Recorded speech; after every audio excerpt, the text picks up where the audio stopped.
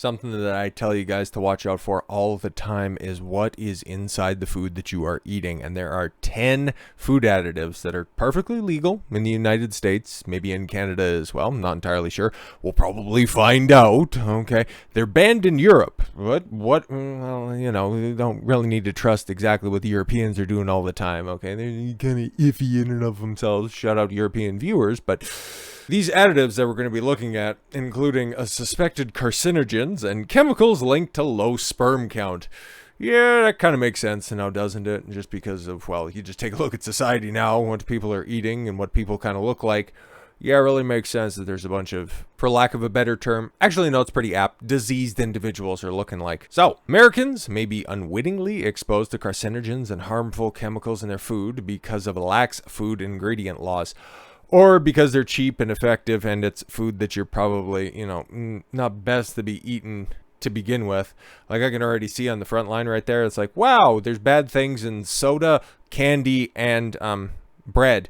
Who could have possibly thought that? I wouldn't even need to point out that sugar and gluten, probably terrible things to begin with, but alright. Might surprise many Americans that food manufacturers are technically allowed to infuse products with additives that are banned in many parts of the world because they come with some significant health risks, such as a higher likelihood of cancer or lower sperm counts affecting fertility. You're surprised by them wanting to do soft population control? Weird. Potassium bromate, for instance, is ubiquitous in many store-bought breads. Oh, see, that makes sense for shelf stability because actually I have, because I was in home ec until the 11th grade. I liked baking, I liked cooking and all that stuff. I'm fairly self-sufficient, okay? Not gay, but just saying, regular, homemade bread, it only lasts for a couple of days, but you buy the stuff that's on the shelf, well, that stuff will last for weeks before it even threatens going moldy. So yeah, most of this stuff is in service of shelf stability. There's a reason that I always advocate for if you're going to be doing your shopping in a grocery store instead of a farmer's market or anything like that, because some places, well, it's just not conducive to be doing that type of more organic purchasing. You go on the outside because that's where you have your produce and your butcher shops. Everything else in the middle, all of your shelf-stable stuff, that's where you get the poisons. Despite being banned in the European Union, Canada, and Brazil, over evidence that it can cause cancer in animals, US-made foods still contain the compound. Interesting. I also wonder what's in, like, I don't eat bread, haven't eaten bread in a long time, actually. Holy, it's coming on probably 2 decades. Like, I've never been one for sandwiches, and then just bread in general is just kind of gross, so I guess I'd have to just go check to see what the equivalent preservative would be. So, since we're on the topic of potassium bromate, what exactly are we dealing with? Chemical compound is commonly found in breads for sale in the United States. It is used as an oxidizing agent added to the dough to make it springier, stronger, and promote rising. But it has also been shown to cause nose, throat, and lung irritation, as well as cause coughing, wheezing, and shortness of breath. Potassium bromate has been banned for human consumption in Europe, China. It's legal in the United States, but it's banned in China? Holy! And India, because it is a suspected carcinogen. In lab tests, the compound KBRO3 caused renal and thyroid tumors, so kidney and thyroid tumors in rats. Oh, great. Wonderful. According to the Environmental Working Group, EWG, it keeps tabs on food additives. More than 130 products in store shelves contain KBRO3, including a wide range of bread and dough. Food industry has long argued that it's safe because during cooking, the powder is converted into potassium bromide, a non-carcinogen. Oh, great, wonderful, fantastic. Yeah, it's like, it's fine because when you cook it, it breaks down and then it's okay. I don't really know about that. And again, just another reason to stop eating bread, because gluten, well, that'll just attack your joints, but apparently potassium bromate, that shit'll just knock you straight out. Titanium dioxide, so looks like it's in gum? Alright. Titanium dioxide, also referred to as E171, has been banned from added food across Europe, but is still widely used in the United States as a whitening agent for candies and pastries. Okay, so your whitening gum that's out there, maybe that's what they were referencing there. The FDA maintains that concentrations of the substance in the United States food is safe, although the American Chemistry Council, an industry body representing U.S. chemical companies, said a more thorough probe needs to be carried out. Yeah, but the FDA FDA says that it's fine, and they're the experts. Crowd favorites, Skittles, Starburst, and other candies contain the chemical compound. Okay, International Agency for Research on Cancer has clarified it in the group B or 2B carcinogens that could potentially pose a threat to humans when inhaled. Yeah, but what if you eat it on tasty fruit-flavored candies? Is that fine then? Still, a bulk of research concluded that the amount consumed from the food is so low that it poses no threat to human health. Alright, cool. But again, there's other reasons to not be eating candy. That's just another one on top of it. So, brominated vegetable oil. There's vegetable oil in soda? Alright, that seems odd. BVO, a type of vegetable with bromine in it, often shows up in diet and citrus soda to stop ingredients and fruit-flavored soft drinks from separating. Alright, can be found in citrus soft drinks, including Sundrop and some generic sodas. Oh, great. So yeah, great value. Not Sprite, Sprunk, right? Substance is banned in Japan, India, and the EU. Bulk of health concerns surrounding the additive stem from the presence of bromine. While not designated a carcinogen, it'll basically cause cancer. It's just not a carcinogen. Inhaling bromine can irritate the nose, throat, and lungs, as well as mucous membranes that lie inside the mouth, throat, stomach, and lungs. Great, fantastic. The FDA initially designated BVO as generally recognized as safe, but reversed its course in the 70s. But it's okay, whatever. To say that the substance can be used safely on an interim basis. It's been on this interim basis since the 70s. Trust the FDA, guys, right? A study published by the FDA in May of 2022 reported that rodents consuming amounts of BVO comparable to human intake. The copy editor at the Daily Mail, what's wrong with you people? Had markedly higher tissue levels of bromine that posed a danger to thyroid health. Yeah, but it's fine. Azodicarbonide or carbamide? Whatever, man. Oh, it's in Arby's? Oh, man. I'm so hungry I could eat at Arby's. In the United States, a carbamide? All right, I butchered that. Just like Arby's does. It's a delicious roast beef sandwiches.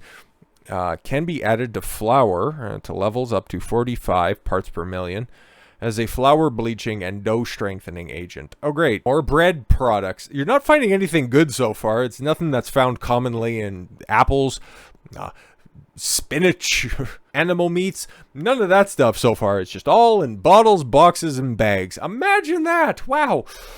Is banned in the in Europe and Australia. However, it can be broken down into a carcinogen substack. Oh, great. When the compound breaks down in dough, it forms substances called semi-carbazides. All right. And urethane. The latter has been labeled a possible carcinogen in humans by the National Institute of Health. Meanwhile, SEM has been shown to increase in the instance of tumours when fed to female mice. Fast food retailers such as McDonald's, Dunkin' Donuts, and White Castle have slowly phased out the ingredient in their products, though it can still be found in some of their foods. Of course, probably like the fillet of fish. Arby's, the Arby's croissant, for instance, includes azodicarbonamide. I think I got it right. And it's nutritional information. Great. Nutrition. If you're looking up nutritional information in your fast food, you're doing it wrong. Propylparaben. Okay. Oh, parabens. Oh, okay. Generally regarded safe as used for an antimicrobial preservative in foods. And why are you showing deodorant? Is anybody out there, making sure that are running short on mouthwash and just sticking their tongue out and coating it with some Old Spice? Is that what we're doing out here? It was banned in 2006 by the European Food Safety Authority for being added to food. And while it is not shown to cause cancer, it could potentially disrupt fertility and endocrine functioning. See, it's totally fine. It won't give you cancer or anything like that. It'll just, make your little swimmers bunk into each other. Bonk, damn it. 2002 study out of Japan found that concentrations of the substance permitted by the FDA reduced sperm count in young rats. Parabens, also commonly found in cosmetics, can disrupt the normal function of the human hormone system, imperiling male and female reproductive systems functioning, reproductive development, fertility, and birth outcomes. And the Environmental Working Group lists several foods as containing the chemical, including Entenmann's Coconut Crunch Donuts and Essential Everyday Classic Trail Mix. Again, not exactly the best food that's out there, so let's continue on with the trend. Obviously, you got sugary breakfast cereals, you got M&Ms, and you got the Jell-O! Food coloring is exceedingly common in foods despite the mixed evidence that the substances are safe. red 40, yellow 6, and yellow 5. Colors are not outright banned in the EU, nor are they banned in the United States, but unlike the US, European authorities may include a warning label that details risks associated with the dyes. Red 40 as well as yellow 5 and 6 contain benzidine, a human and animal carcinogen permitted in low, presumably safe levels in dyes. Great. Okay, shoppers can find red 40 in cake icings in the baking aisle, and those who love Twinkies will take in a dose of yellow 5. Yellow 6 can be found in Lucky Charms and Captain Crunch. Fantastic. Another round of really good for you foods. And poultry in chlorine. Yo, what? What are we doing right here? How do you find a way to work Trump into chlorinated... What the... Okay, alright then. Well, not necessarily an additive to the food, but rather a cleaning agent. It's garnered major media attention over the past several years. Is prominent in the context of UK's bid to separate itself from the European Union. No, it's already gone. How old is this article? It referenced the chicken that has been treated with the antimicrobial chlorine rinse to eliminate harmful bacteria. Practice is commonplace in the United States, which uses it to manage pathogens like Salmonella and Campylobacter. Okay, the clap in chickens. It's not, and to protect consumers from getting sick. The EU, though, had a ban on chlorine rising since 1997 over food safety concerns. Authorities there have maintained that agribusiness standards are more stringent than in the United States, and they argue has a much more lenient food safety standards. Okay, so you're using chlorine to rinse off Salmonella and other terrible diseases. What's so bad about the chlorine, though? You gotta clue me in on that one. Oh, they're just trying to connect the dots by saying that, oh, you just rinse stuff, so that means that your butchering practices are just so much more unsanitary. Okay, great, fantastic. Other hidden toxins in your favorite foods. You got heavy metals potentially in dark chocolate, explosive powders in bread, some other stuff in gummy bears, more fast food crap, over-the-counter cheap cheeses, and more pastries as well. Butane. Oh, yeah, okay. And then, yeah, antibiotics in animals. Yeah, because you're just going to end up getting what should be kept as over-the-counter medication.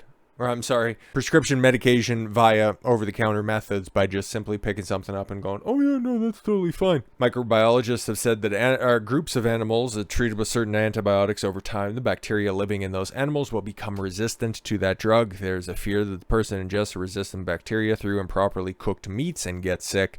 They might not respond to antibiotics. No, but don't worry about the worry about the chloride rinse because that one's terrible. Okay, so RBST and BGH. Okay, something in butter. Chemical RBST, also known as RBGH or bovine somatropin, a synthetic version of the hormone that cows produce to regulate certain metabolic processes. All right.